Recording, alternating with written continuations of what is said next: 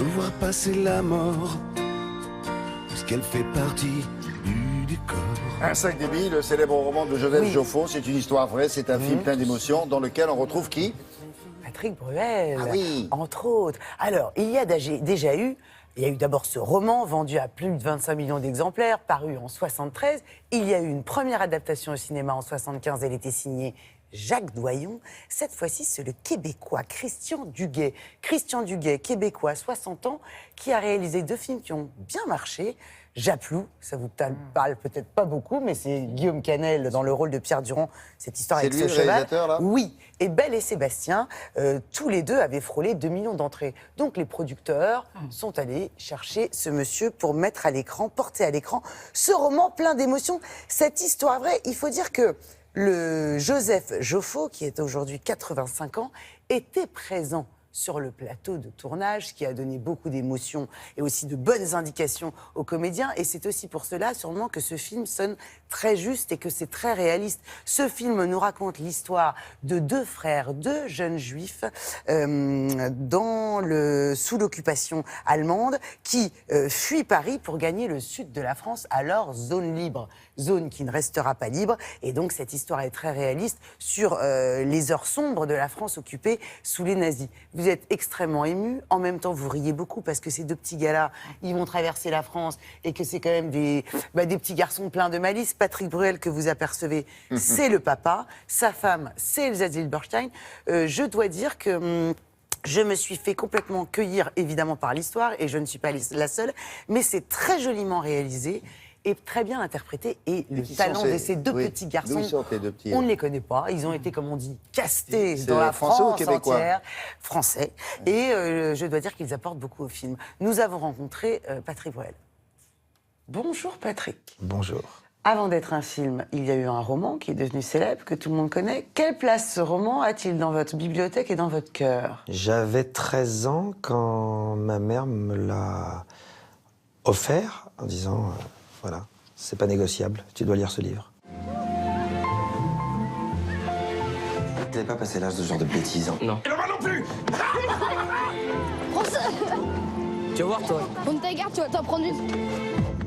Il y a un problème? Il paraît que Joseph Joffo, l'auteur, est venu parfois sur le tournage. C'est un homme très en couleur, très chaleureux, très hâbleur, assez spectaculaire, qui a écrit ce livre, manifestement, pour rendre hommage à son père. C'est l'homme qui lui a sauvé la vie. Vous allez me jurer que jamais vous direz à qui que ce soit que vous êtes juif. Promis. Joe, t'es juif? Non. Je sais que t'es juif! Est-ce que t'es juif? Non. Je sais que t'es juif! Non, je suis pas juif. Faut mieux prendre une claque qui fait mal que de perdre la vie parce qu'on a peur d'en prendre une. Ça va aller. Il paraît que vous avez un petit peu hésité avant d'accepter le rôle. Oui, puis on rencontre un metteur en scène qui vous convainc par son enthousiasme, par son implication, par la qualité de son travail. Et je lui ai dit... c'est bien de faire un sac de billes, mais votre film ne tiendra la route que si vous avez 2 enfants exceptionnels. Et du coup, il m'a montré les essais. Et il m'en fallait pas plus pour me convaincre. Ça y est, on était parti. Oh, attention. Voyager libre comme on l'avait jamais été. Tu sais que tu pues des pieds, toi? Toi, tu pues du cul. Je te porterai jusqu'au bout du monde s'il le fallait. Mais tout le monde avait peur, même si tout le monde faisait semblant. On a fini par oublier qu'on fuyait quelque chose.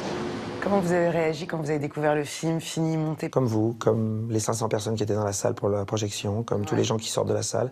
C'est-à-dire que j'essayais de cacher mes larmes. Et puis surtout, j'ai été heureux d'avoir un générique qui dure aussi longtemps pour pouvoir laisser retomber un peu l'émotion, parce que c'est vraiment très fort. On passe par tous les stades, on rit, on sourit, on pleure, on réfléchit, on est en colère, on s'interroge. Je veux le voir. Il me manque. On peut pas rester ensemble, Joe. C'est trop dangereux. Il faut regarder devant maintenant et pas te retourner. On peut se dire, bon, un film de plus sur la Shoah, il n'y a jamais de film de trop pour relater les heures les plus sombres de notre histoire et surtout de les mettre en perspective avec ce qu'on peut vivre aujourd'hui et de se dire que, oui, ça peut recommencer. Non, toi, tu restes là. On s'en sortira jamais. Dis pas ça. Tiens, t'as l'air d'y tenir. Si tu continues à te battre, à tenir ta vie serrée dans ton poing, comme ça, tu vas t'en sortir. Merci beaucoup, Patrick. Et bravo. Merci à vous. Merci. Merci beaucoup.